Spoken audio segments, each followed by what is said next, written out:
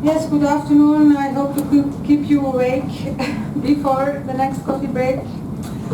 I'm Sara from Rompaey. I think I didn't tell you I'm from Belgium. Some people have asked me during lunch.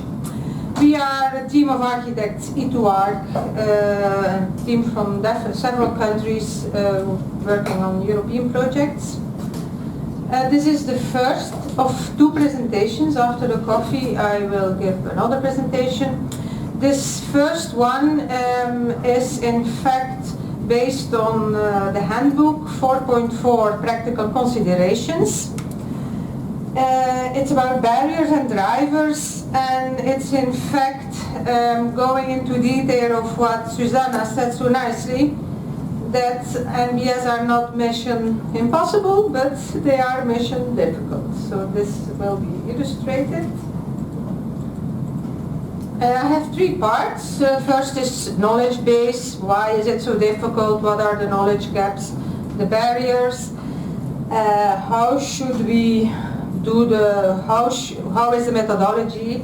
And then I cannot find a better case study than Copenhagen. This is very well illustrated how they came over the years to their solution there. And then I have three questions for you. You will also have to think and work to get some interactive workshop. First, we have to think about the nature-based projects versus traditional project to understand it. The various steps in the design and implementation process of a nature-based project are more complex than in traditional projects. So why is this?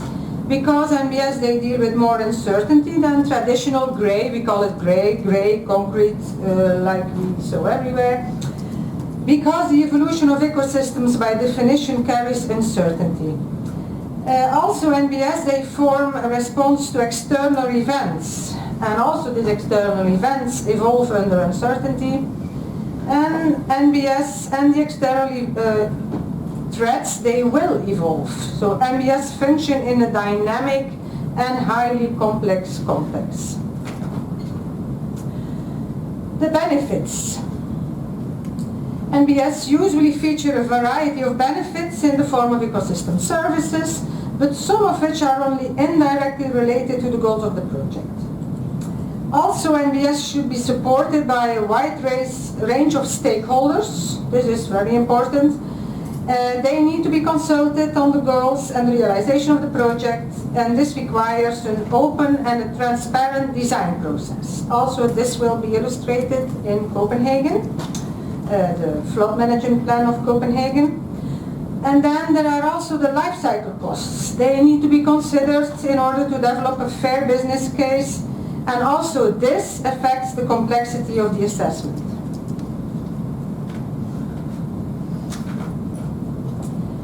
The management of this uncertainty is necessary, and this should be done through adaptive management with several feedback loops. 1, 2, 3. One feedback loop has to happen in a more, in the definition stage, where the choice between several alternatives must be made in the face of uncertainty. Then there is a second feedback loop, when you think or design in NBS in a city. This one builds on the data from the monitoring during the delivery operational stage and serves to adjust the system performance in line with design goals. And then there is a third feedback loop. This one reconnects the effects of the initial scenario development. This iteration is necessary in the case where the goals of the NBS project have not been achieved at all. So it's much more difficult than we would think. This is a very well-known photo, which I will explain in detail, how in Copenhagen they came to a kind of a toolbox which can be used even in other cities now. Science policy practice linkages. This is also not so easy. Achieving this linkage is also a difficult task. We have to identify first existing linkages Production, operation, management and use of NBS have complicated interrelations with the surrounding space. Although this kind of linkage can be facilitated through dialogue, the lack of common language hinders cooperation by causing misunderstanding. So we don't have the words yet. Everybody talks, of course, in different languages, but still there is this, it's important to use capacity building and plain language when communicating NBS to experts of other fields or to the society at large. As the system where an NBS is planned and implemented is always very complex, scientific research is often needed to explore and evaluate the main items and leverages between the items. And finally, finding important leverages, for instance, the municipal planning strategy can target ecosystem services and economic incentives can be created to support investment. So we conclude that mapping systems where NBS are allocated is fundamental. This nice table was in fact put together by Susanna. So I invite Susanna to tell a few words about this scheme. You can come here. Okay. It would be stupid if the author of this table is sitting there and I would say, okay, so this figure that you could think of a kind of a hassle, it actually started like 7 years ago. Then we were thinking of a particular kind of an NBS that was a vegetated roof that time. And we had an economist and a sociologist and a biologist and an engineer sitting together and thinking of, if we want to achieve a truly sustainable solution, then in what kind of an environment does that solution sit? And the main idea in this figure is that we try to portray the key issues that are happening during the lifetime of an NBS. So as I told you earlier, maybe I'll take this so I can go here. Yeah. As I told you earlier, we first took a look at the consumption of the natural resources, energy and land use when building on an NBS. But of course we are not just doing it for the consumption. Then it was important to try to think and list all the possible benefits. Now you can see it from here now, but you have this very same figure in the handbook. So this is a list of benefits, and of course if you are thinking of your own project, upcoming project, then you could pick from the list and focus on specific benefits that you want to gain or need to gain with the NBS. And then when you take it to the society, to the decision makers, or you have to convince somebody, then it's the economics that may have a role to play there. And what we found when we were piloting things and doing research, we found that it's often so that with an NBS, it may be that the one who invests does not gain all the benefits, but it's also the people around. So the one who invests 100% may not gain the 100% return, but it's also other people. So we came up with the idea that there has to be some sort of regulation that makes the investors to invest. And sometimes it can be like some kind of a carrots, like how do you call it? Like what is the word?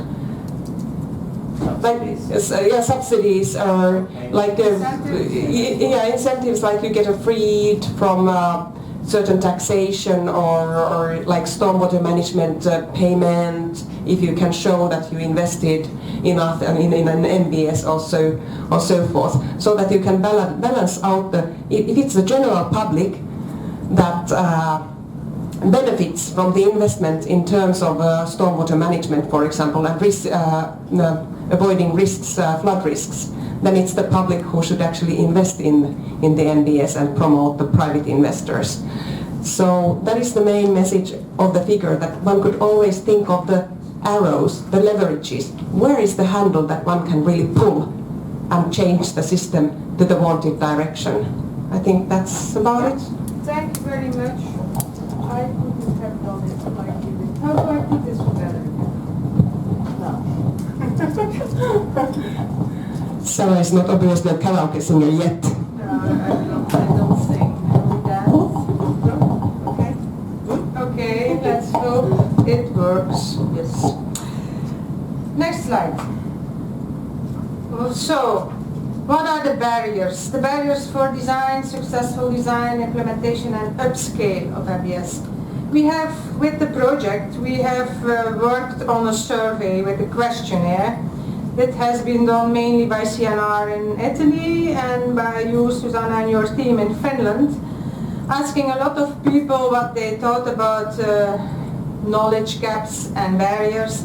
And in fact, what I present now, this is just the result, what came out.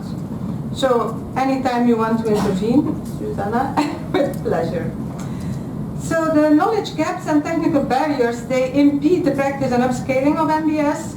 In general, the knowledge gaps can be classified in terms of designing, implementing and maintaining MBS. Also, there are more knowledge gaps like lack of evidence of the benefits. We talked about benefits, lack of knowledge, insufficient monitoring. We talked about monitoring, uncertainty about the long-term effects of NBS. So there is a problem of quantifying, monitoring, assessing the effectiveness. The technical barriers. What are the technical barriers? Only the technically feasible solutions that are appropriate for addressing multiple challenges, they are limited and underdeveloped. In many cases, the lack of ready-to-use technologies and ready-to-apply scientific results and concepts make the adoption even more challenging. So there is nothing ready on the market. This is a very nice idea, the city trees on the picture in Copenhagen. This is also a project, Green City Solutions, maybe it was first a project and now it's a company.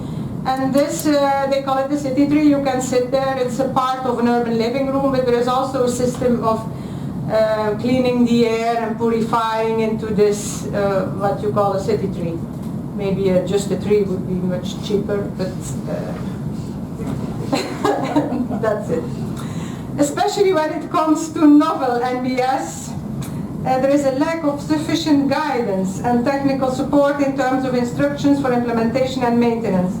As a result, designers, they encounter difficulties in implementing NBS as opposed to traditional solutions because they are familiar with the traditional solutions. They have studied the grey way of building banks along a river and everything. So from a technical point of view, and also with respect to legal requirements, if you look at urban planning regulation, this is all built on the knowledge and the way we worked 20 years ago. Of course, there are even more technical barriers like expensive technology, restriction of the monitoring methodologies, poor availability of data sets. Well, maybe after Nectario's presentations we know more about this.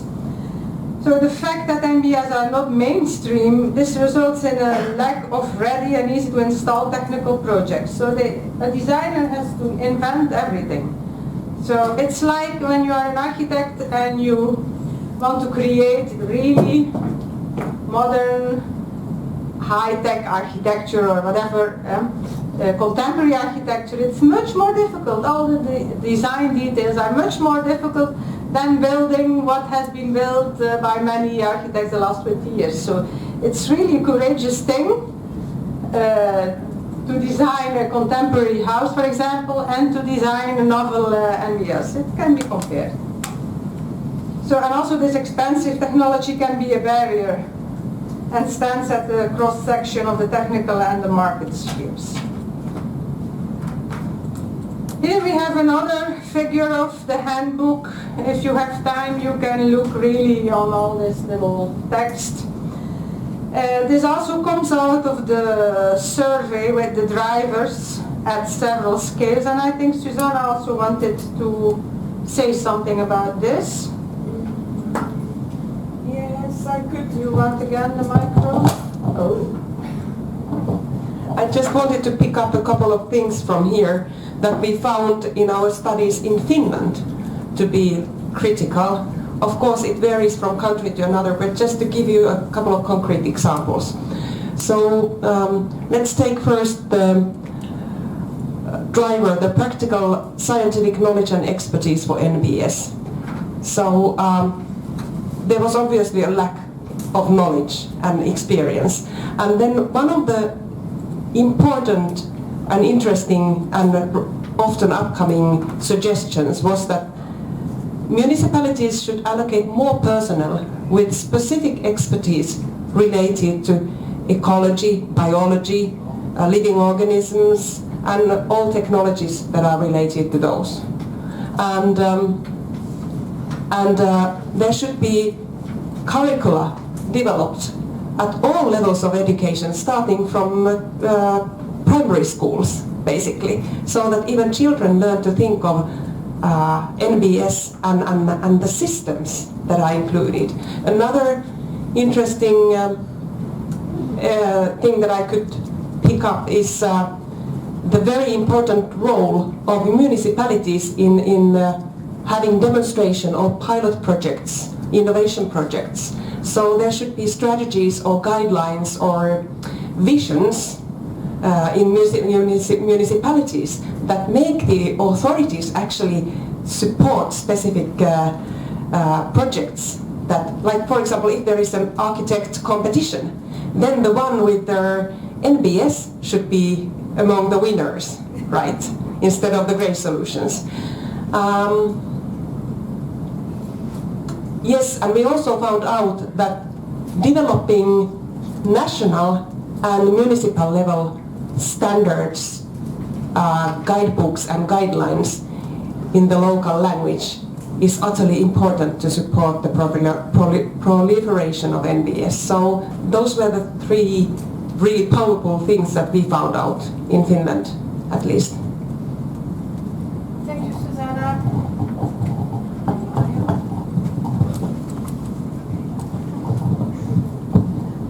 Okay, it works.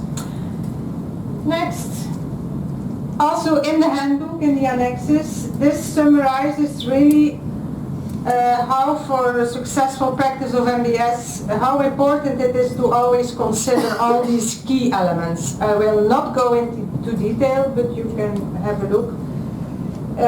Important words are to the project conception, planning and implementation, city participation, this is essential.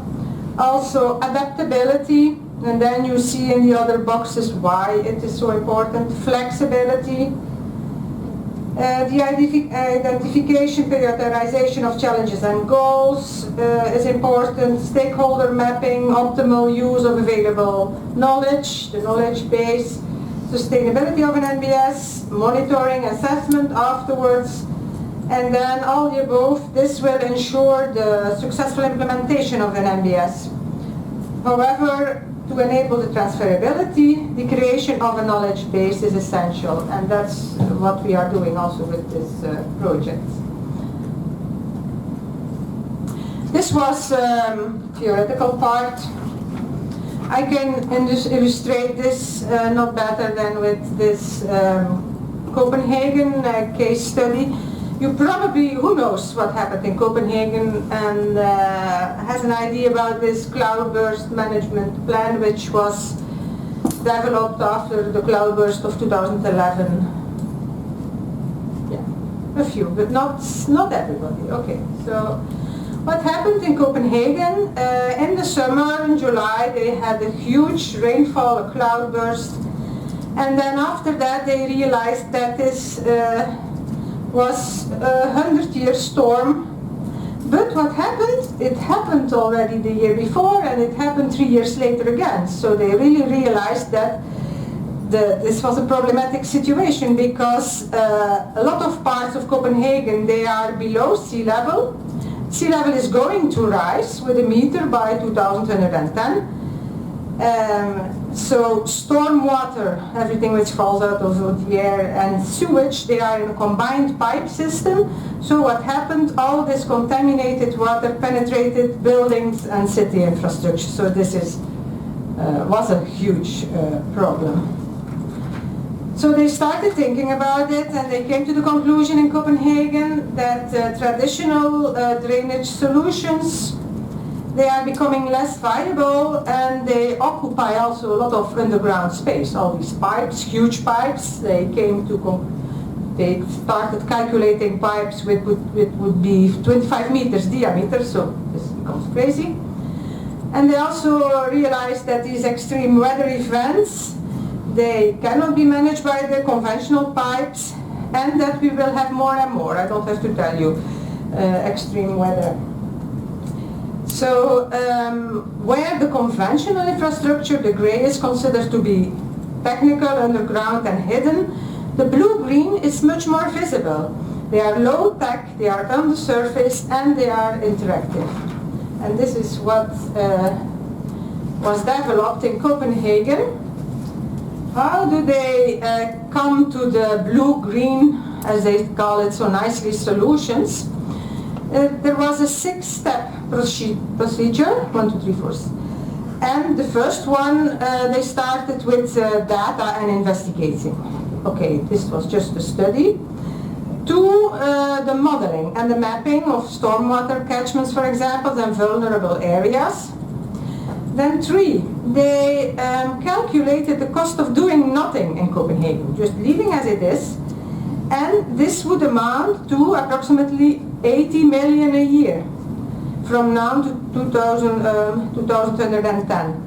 So the effect of climate change would be so large that it would be much more expensive to do nothing than to do what they are doing now. Then they started to design, qualify. The Cloudburst toolkit was developed. I like very much this kit because it's very usable, and you can use the same ideas in other cities. So not in every city they have to develop their own ideas, of course not. Then very important, there was step 5, involvement and iteration, public participation, which took also years. And then cloudburst economics in step 6, they were calculated by in fact testing 2 master plan options. And I will show you this case. It's a lake where they had 2 options of keeping more gray infrastructure, or and then the conclusion was that the option with the highest percentage of blue-green solutions and the least additional pipe improvements, this created a savings of 50%. So it was much cheaper to work with blue-green solutions than what they had been doing for 100 years.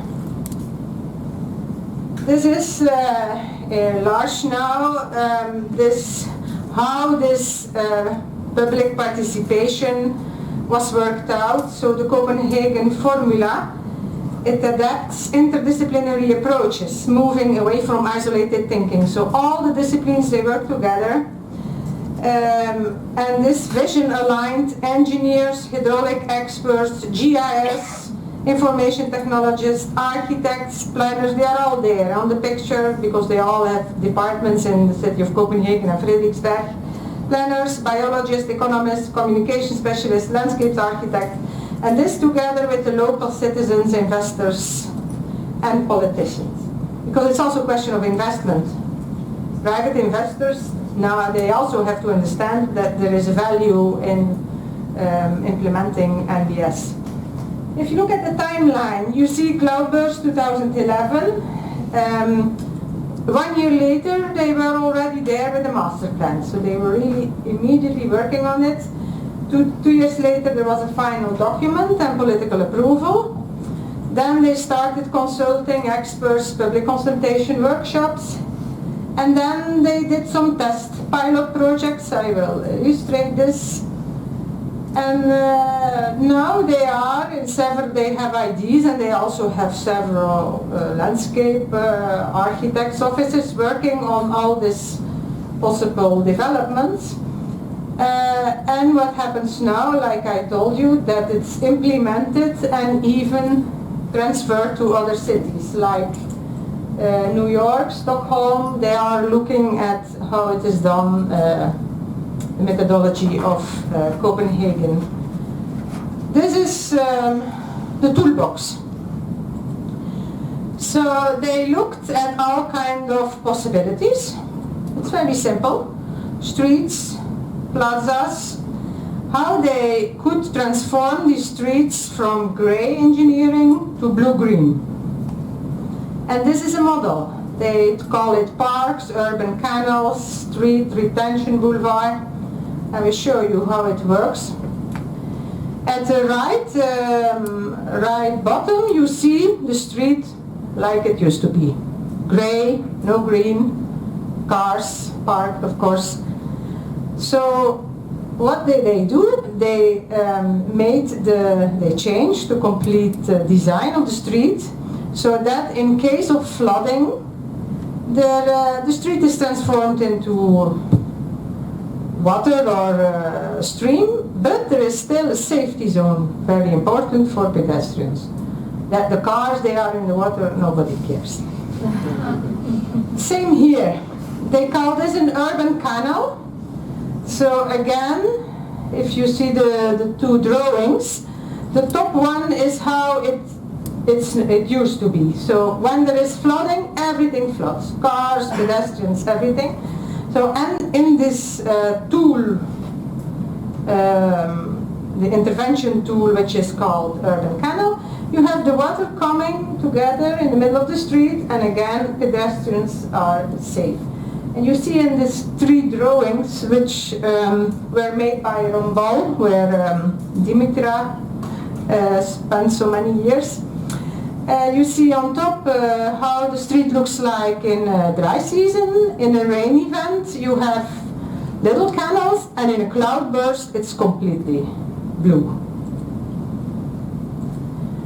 So how did they, and you come in at that, Dimitra, because maybe you know this also better than me.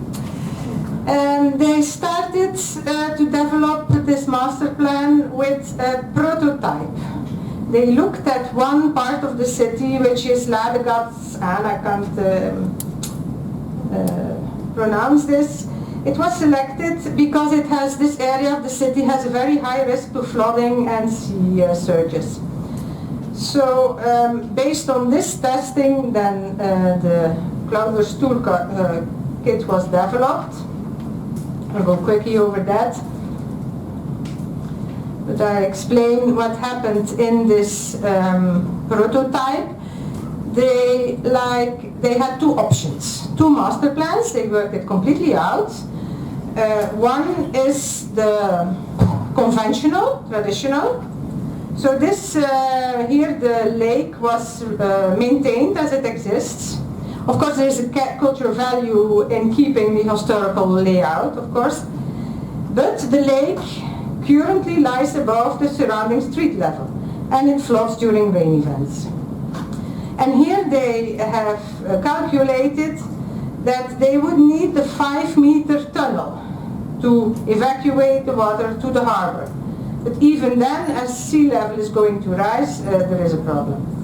So the conclusion was that this would cost twice the size and cost of the pipes than in option 2, the Bluegreen master plan.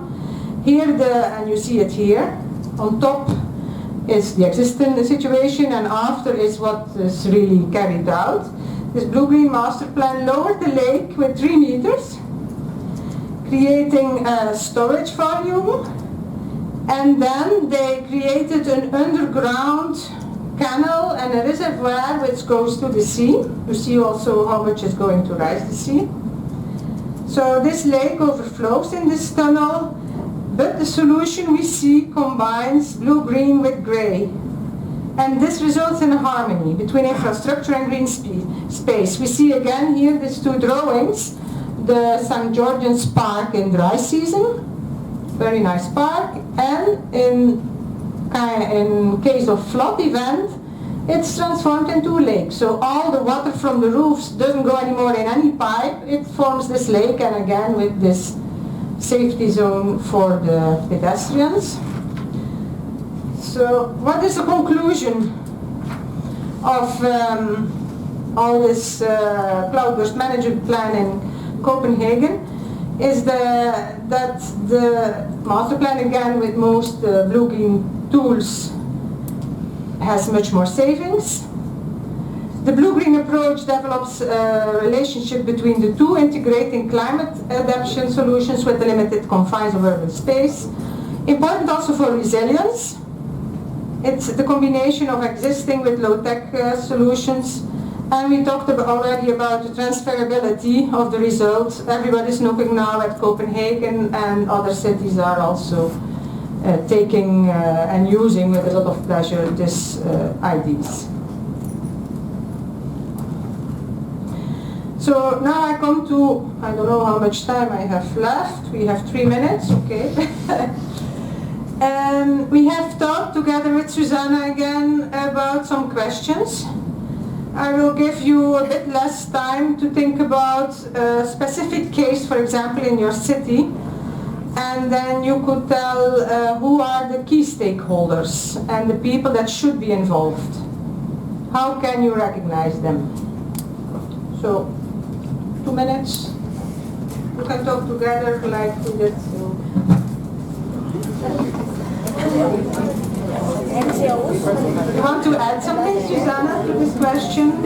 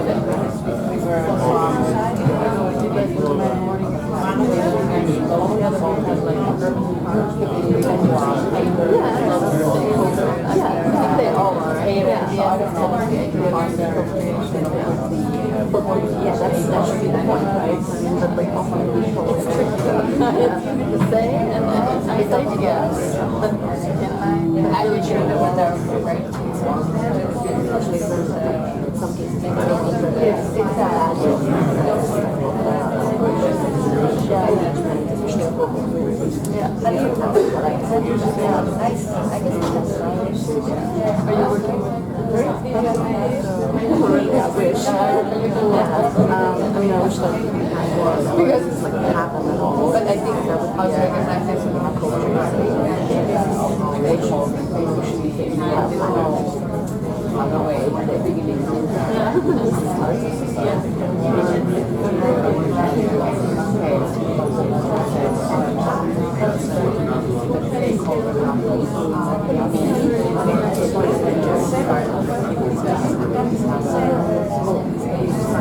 Otherwise, not today. Data involved.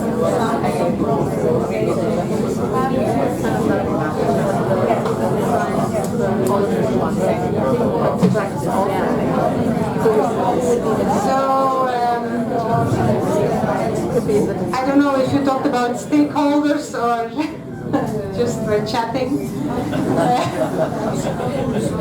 Who can start with summing up some stakeholders which you met already?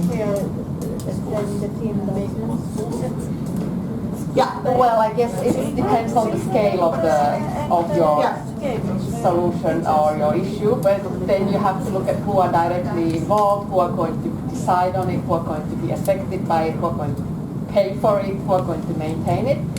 If you look at watershed level, you have very complex set of stakeholders also at the regional and local level. You have one urban, neighborhood, then your stakeholders are less. Yeah. But at the same time, you just have to do a stakeholder mapping, I think, and think beyond, let's say, environment or, think across sectors. Yeah. I think we will talk more about stakeholders these days. Someone else? Not much enthusiasm. We'll drink coffee again. Susanna? I could add one which is the one who gives the permission. It's very important to try and include those persons from the very beginning, because it will facilitate the smoother process. So, yeah? Basically came up with structuring it to experts, the ones Yeah. who deliver the plans and all its parts and specific things. Then the authorities, as you say, the ones who give the permission or the ones who take the decision at the local level, and then the society, which can be represented by NGOs, civic associations, schools, or some kind of interest groups in the local authority. Yeah, yeah. And also the people who pay the taxes to do the NBS. I have one last question. I will go over another question, but this is interesting. What are the challenges faced when implementing NBS in historic districts? Do you have experience with this? It's much more difficult to take this kind of decisions, to put, I don't know, a historic park, to let it flop, if it's something very important in the history of the city. So what strategies would you consider to be effective to overcome this? Can you think about this, and we will After the coffee. after the coffee, you want to think? Okay, good, because the next presentation I will come back to this. Okay, yeah.